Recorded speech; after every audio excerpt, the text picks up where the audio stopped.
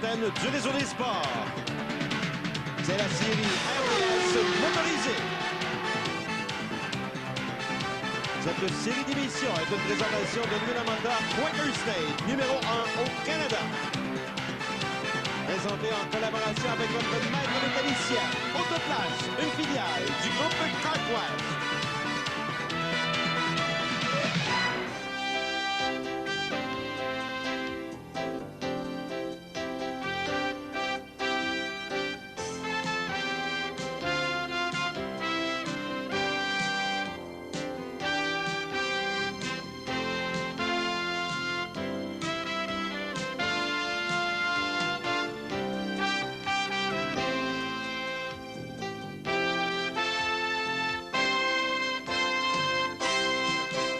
Mesdames, Messieurs, bienvenue à cette présentation de la série RDS motorisée Quaker State en provenance cette semaine de l'Autodrome Saint-Félicien où on y présente le double Autopro 100.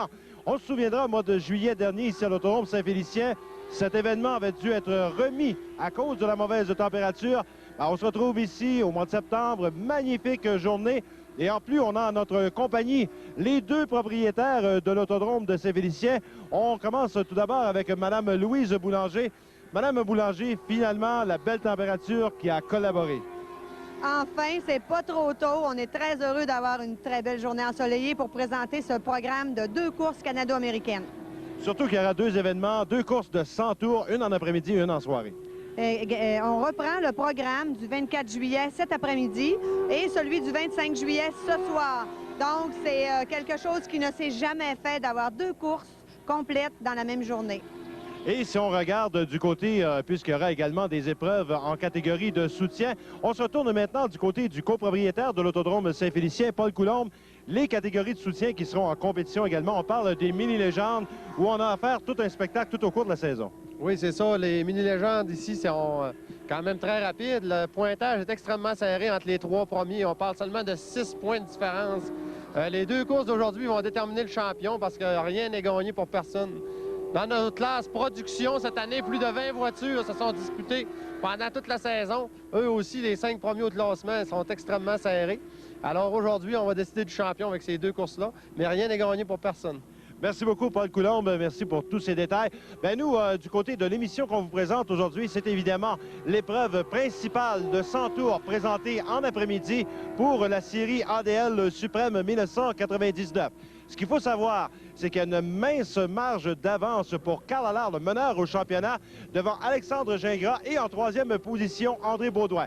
On a rencontré les 3 pilotes. On écoute leurs commentaires. La stratégie, vu qu'on pour la première course, on part 3e, ça va être d'essayer de tomber en avant si c'est possible au début. Puis après ça, garder notre position en évitant d'avoir d'accrocheurs avec si des fois on rattrape quelques radars de terre. Puis ça va être à faire attention. Oui, ça va être une journée qui va être très importante pour l'équipe numéro 27. Il va falloir faire preuve de patience, d'agilité aussi, parce qu'il va y avoir plusieurs voitures sur la piste de course. Donc, ça va être une journée pour marquer des points puis s'approcher plus proche de Carl Allard. Naturellement, on espère encore. Par contre, il faut quand même être honnête. Là, ça va prendre beaucoup de chance pour qu'on réussisse à gagner, c'est sûr. Il y a 2 programmes différents. C'est 2 courses de 100 tours avec des points séparés. Donc, c'est rien d'impossible, mais ça va prendre beaucoup de chance. Alors, ça promet avec les différents pilotes impliqués dans cette course au championnat. Au mois de juillet dernier, même s'il y avait eu une annulation, on avait eu le temps tout de même de présenter les épreuves de qualification pour les voitures LMS qui étaient présentes ici. Nous étions sur place. On va aller rejoindre immédiatement notre collègue Gérard Saint-Germain pour le résumé de ces épreuves de qualification présentées le 24 juillet dernier. Voici les vainqueurs de ces 4 qualifications. Chuck Beal avec sa voiture 53, Stéphane Bouchard avec la voiture numéro 12, l'excellent Carl Allard, la voiture numéro 7A, et Marc Baudouin étaient les vainqueurs dans ces 4 qualifications. Demeurez avec nous. Au retour, les résumés et la grille de départ de l'épreuve de 100 tours.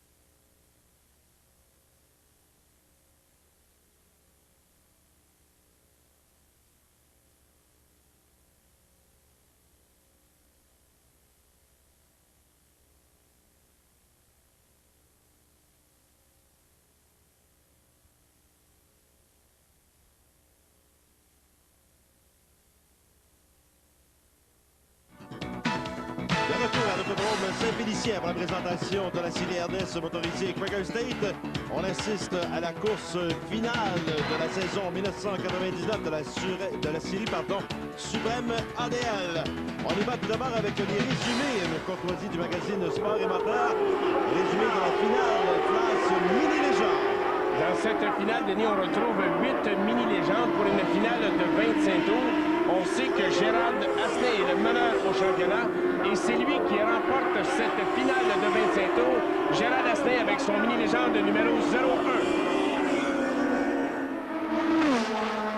De la classe mini-légende, on passe à un plateau un petit peu mieux garni en classe novice et production. Les deux groupes qui sont réunis dans la même épreuve finale. Une finale de 17 tours et le gagnant, la voiture numéro 3 de Sylvain Dessage, remporte la finale. Et dans la catégorie ADL Suprême, c'est la finale B, la demi-finale, comme on peut l'appeler également. Et il y a un nombre imposant de participants, notamment la voiture numéro 75 qu'on aperçoit immédiatement à l'extérieur du numéro 6, Chris Michaud.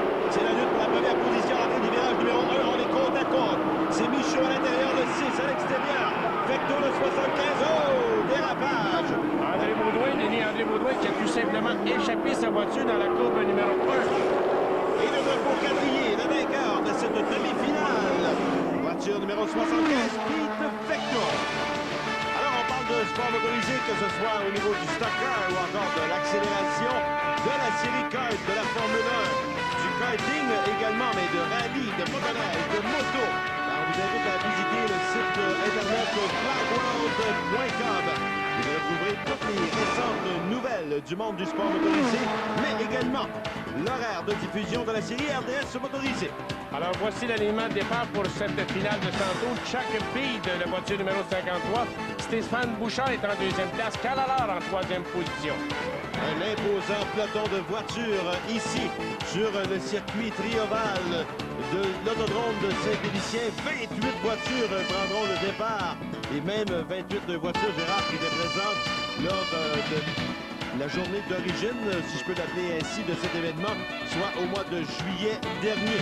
Ce sont les mêmes voitures qui étaient présentes à ce moment-là qui prennent le départ de la finale. Alors, on voit Chris Michaud avec sa voiture numéro 6, Gaëtan Lausier, la voiture 72, sont en 15e et 16e position.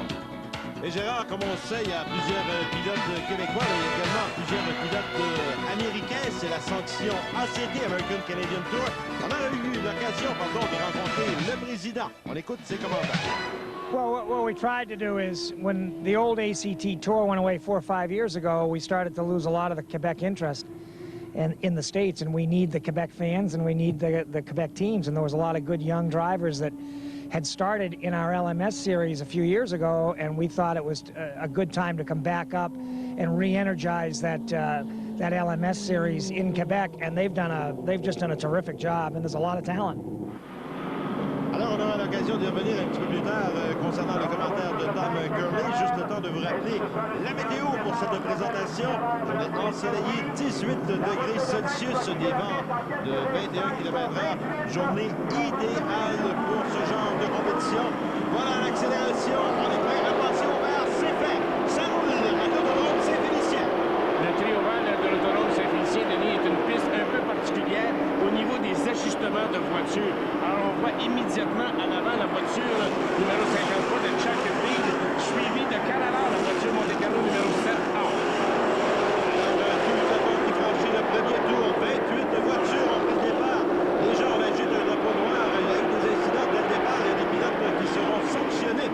Alors que Calalard, lui, est en lutte déjà pour la première position. Chuck Beed est le meneur, la voiture numéro 53. Calalard, la voiture numéro 7 est deuxième. Ryan en troisième position, la voiture 45. Alors, Brian, lui, qui détient 4 victoires cette année sur un circuit ACT, va tenter de signer une victoire. Lui qui était le champion l'an passé, ici même à l'autodrome Saint-Félicien. Un pilote à surveiller, la voiture 45 de Brian Orr, qui est en 4e position présentement. Un team représentant les produits Dodge qui a annoncé récemment d'ailleurs son retour à la compétition en série NASCAR. Et pour revenir un petit peu sur les propos du président Tom Gurley, qui a mentionné le circuit American Canadian Tour qui a pris naissance vers la fin des années 70, alors qu'il y avait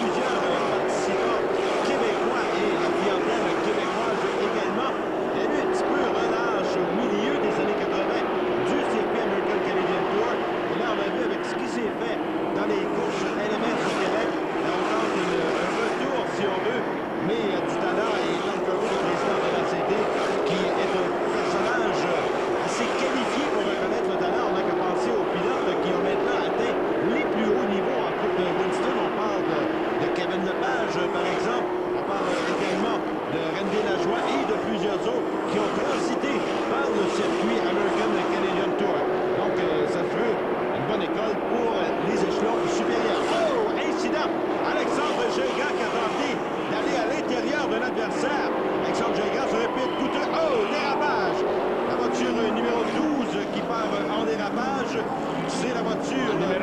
Le numéro 12, Denis, c'est la voiture de Stéphane Bouchard qui a tout simplement échappé son véhicule à la sortie de la courbe numéro 3. Et on a vu la voiture numéro 75, c'est Pete Fecteau, celui-là, qui, pour éviter l'accrochage, est parti en dérapage tout simplement à la sortie du deuxième virage. Carl Allard est le meneur maintenant, la voiture 7A. Il devance Brian Horn. Les deux partiront côte à côte pour ce nouveau départ. Alors, Carl Allard, avec une bonne accélération, conserve la première position, mais immédiatement à l'extérieur, on voit la voiture 45 de Brian Orr.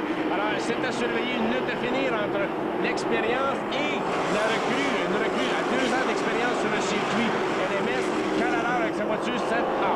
Alors, Chuck Beatty, troisième, c'est Phil Scott, voiture numéro 14, qui est en 5e position, mais Alexandre Gingras se pointe maintenant à l'intérieur. Alors, toute une lutte pour cette première position. Canada et Brian Orr. Alors, on va voir si Canada va résister aux poussées de Brian Orr. Et on se souviendra le 14, alors qu'il était 5e, Phil Scott, en dérapage, toute seule, comme un grand garçon dans le virage numéro 3.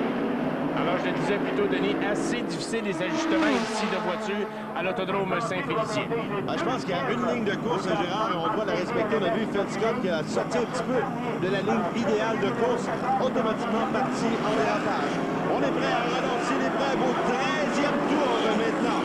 Beaucoup de pression pour la voiture 7A de Canada qui conserve cette première position avec une bonne accélération au départ. Voilà, ça file à vive allure maintenant avec Canada. Brian Horn en 2e position à l'extérieur, la voiture numéro 45. Chuck Beatty et Alexandre Gingras. Mais là, si on parle de confrontation canado-américaine, on a sur la piste actuellement les 4 premières positions. 2 Américains, 2 Québécois. En 5e place, on redouble la voiture 77, celle de Scott Dragon. Scott Dragon, c'est le fils de Bobby Dragon qui a participé aux premières courses du circuit ATV. Et autrefois, on parlait du circuit mort de NASCAR.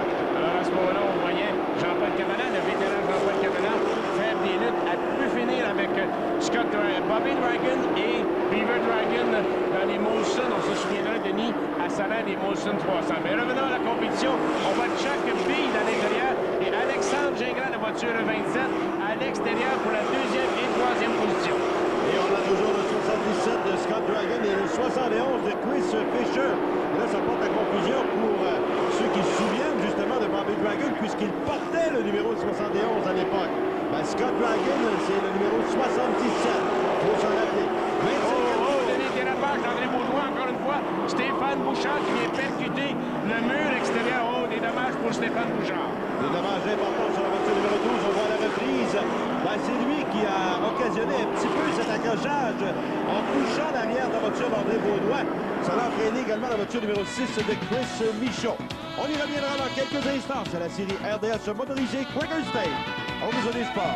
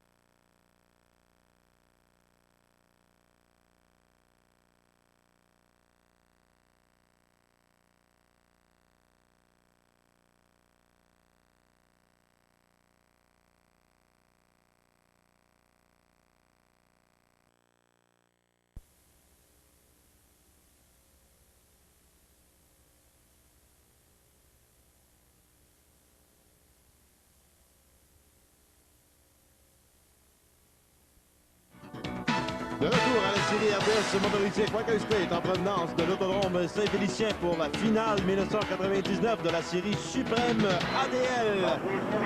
28 voitures ont pris le départ. On se retrouve au 25e tour avec Brian Hoare qui est à l'extérieur en deuxième position. C'est Calala qui est mené à la voiture 7A. À 3 reprises, Calala a su résister à Brian Hoare lors du drapeau vert. Alors on voit maintenant à l'extérieur Brian Hoare qui tente de prendre la mesure. Il veut absolument avoir cette première position. Voilà, attention, juste avant le drapeau jaune, Gérard, Brian Hoare était en première position, mais comme on a eu un incident, on est revenu un tour en arrière, et à ce moment-là, c'est Calala qui était le meneur.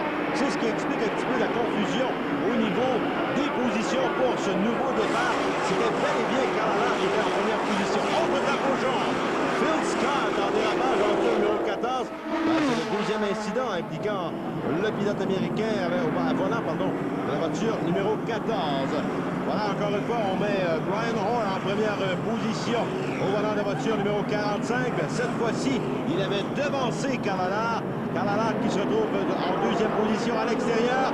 L'accélération dans le virage numéro 3, c'est là, ça roule à niveau. Un pilote qu'il ne faut pas oublier, Denis, c'est le pilote de la voiture 27 des autobus de la québécoise, Alexandre Gingras. Un excellent pilote. Il vient de prendre justement cette deuxième position juste derrière Brian Hoare. Et Chuck Levy qui, lui, est relégué au 4e rang, devancé maintenant par Scott Dragon, voiture numéro 77 à l'entrée du virage numéro 1. Alors, c'est à surveiller les trois. Brian Hoare en fin de lutte avec deux Québécois. Alors, avec Calala, on connaît extrêmement bien le circuit ici. On l'a dit à plusieurs reprises au cours de l'émission, un circuit extrêmement difficile. Et le voilà à l'intérieur maintenant de Brian Hoare. Alors, deux Québécois en première position. La voiture 27 d'Alexandre Gingras, suivi de Calala. Oh, Brian Hoare, est-ce qu'il a des ennuis? Brian Hoare tourne au ralenti maintenant. Brian Hoare, avec des ennuis, devrait effectuer une visite dans les puits de ravitaillement, sûrement. Il semble qu'il y ait une crevaison sur la voiture de Brian Hoare, la voiture numéro 45. Alors maintenant, on voit Scott Dragon prendre cette deuxième position. Rien n'est gagné, Denis. On s'échange les 4 premières positions tour à tour. Alexandre Gingras est en première place. À l'intérieur, on voit Calala et à l'extérieur, Scott Dragon.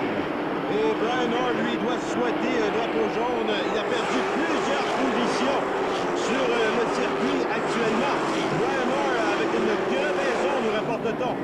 Et voilà, on se retrouve maintenant plus tard dans l'épreuve au 62e tour, plus précisément, avec la voiture numéro 22 qui a des ennuis, c'est Mike Bruno, un des nouveaux pilotes du circuit American Canadian Tour. Alors évidemment, on est en résumé, on est au 62e tour de l'épreuve. Brian Hoare, effectivement, a effectué une visite dans le puits de ravitaillement et il tente actuellement d'effectuer une remontée.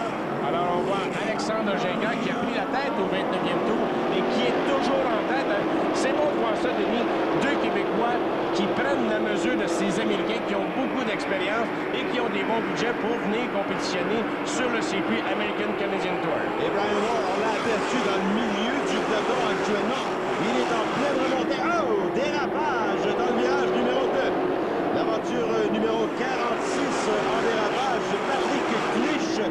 On voit juste à la reprise, au premier passage, après la reprise, voiture 46 qui est impliquée avec un autre pilote. On a des problèmes à identifier. C'est la voiture numéro 2, sauf erreur. On y revient dans quelques instants. De toute façon, c'est la série RDS motorisée Quaker State au réseau des sports.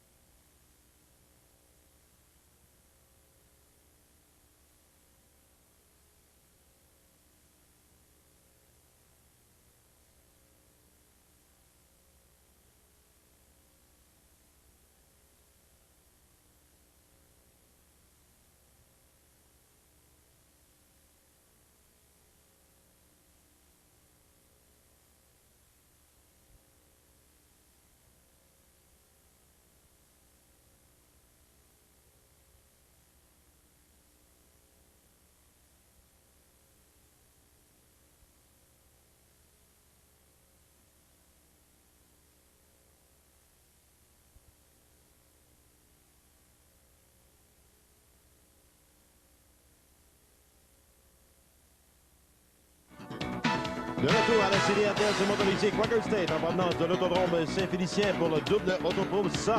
On vous y présente cet événement dans le cadre de la dernière course de la série suprême ADL. On a finalement identifié la pilote de la Jeep qui était impliquée dans l'incident juste avant la pause. C'est la voiture numéro 2 de Tracy Belrose. Tracy Belrose, pilote féminin. Équipe féminine également sur le circuit American Canadian Tour. Pendant ce temps, on a relancé l'épreuve au 62e tour et on se retrouve au 73e tour avec un drapeau jaune. Chris Michaud, la voiture qui est immobilisée. Des problèmes pour Chris Michaud au volant de la voiture numéro 6. Donc l'épreuve sera relancée à nouveau. Regardez où se retrouve Brian Orr maintenant en 5e position. Il a remonté le peloton pratiquement au complet. Se retrouve 5e. Alors on retrouve au 73e tour. Alexandre Gingras est toujours en première position. À l'extérieur, une autre voiture en dérapage, Denis au loin. Je crois que c'est encore Phil Scott qui a des problèmes. Alors Alexandre Gingras, comme je le disais, est toujours en première position et on voit à l'arrière immédiatement l'excellent Carrara. Et Phil Scott qui a dérapé du côté des puits de ravitaillement. Et heureusement pour les pilotes et pour le spectacle, on n'est pas obligé de ressortir un nouveau drapeau jaune. Alors c'est toujours Alexandre Gingras qui est en première position. En deuxième place, on aperçoit la voiture numéro 25. Il s'agirait de Dave Whitcomb. Et Whitcomb serait possiblement un des pilotes retardataires actuellement sur le circuit. Carrara serait officiellement en deuxième position au 77e tour de l'épreuve. En quatrième position, on retrouve Brian Orr, comme tu l'as mentionné, il est en 5e place. Scott Dragon est en 4e place. Alors, toute une compétition. La compétition n'est pas terminée. On est au 79e tour. Et Alexandre Gingras espère conserver cette première position. Et un fait à mentionner aussi, Carrara n'a jamais remporté de victoire ici. Et Brian Orr à l'intérieur de Scott Dragon, c'est la lutte la plus intéressante sûrement sur le circuit actuellement pour la 3e position.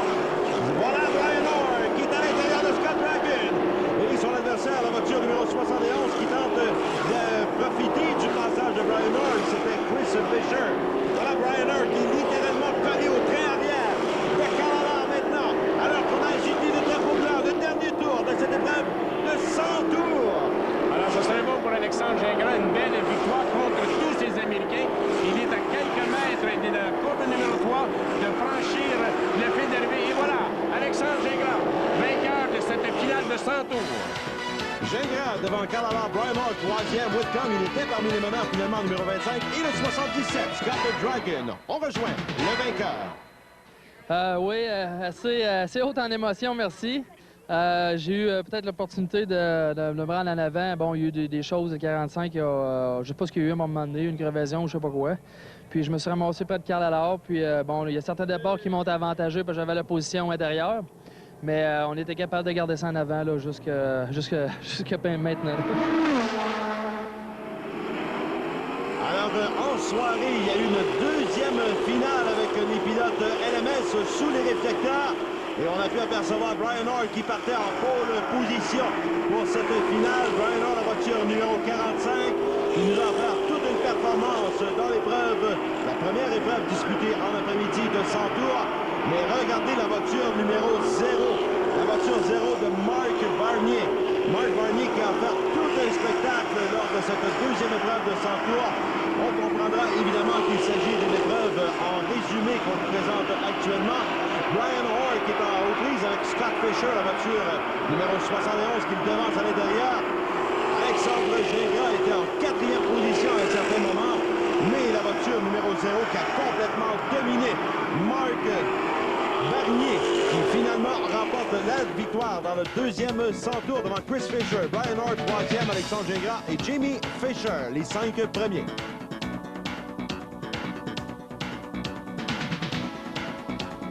Alors, au cumulatif du championnat ACT, la série suprême ADL, Carrara couronné champion devant Alexandre Gingras, André Baudouin 3e et Normand Clich 4e. On y va avec la performance de la semaine, une présentation de Cabine Est du Canada. Ben, qui d'autre? La voiture numéro 45, Brian Orr, qui a remonté le peloton au complet dans la première épreuve de 100 tours pour terminer en 3e position. Le temps de vous rappeler que les véhicules nécessaires à la production de cette émission sont une courtoisie de Caletta Dodge Chrysler, rue Notre-Dame à Repentigny, et de Micor Auto, le nouveau Micor Auto, boulevard Henri Bourassa Est à Montréal-Nord. Micor Auto, l'excellence à pleine puissance. Notre prochain rendez-vous, c'est en provenance du circuit de Sainte-Croix pour la Super Série ProLab. Mercredi prochain, le 27 octobre à 18h, c'est un rendez-vous à ne pas manquer. Une invitation de Quaker State, l'huile à moteur numéro 1 au Canada. Et de Autoclass, votre maître mécanicien, membre du groupe CarQuest. Voilà, c'est tout. Mon nom est Denis Lecourt, au nom de Gérard Saint-Germain de toute l'équipe. À la prochaine.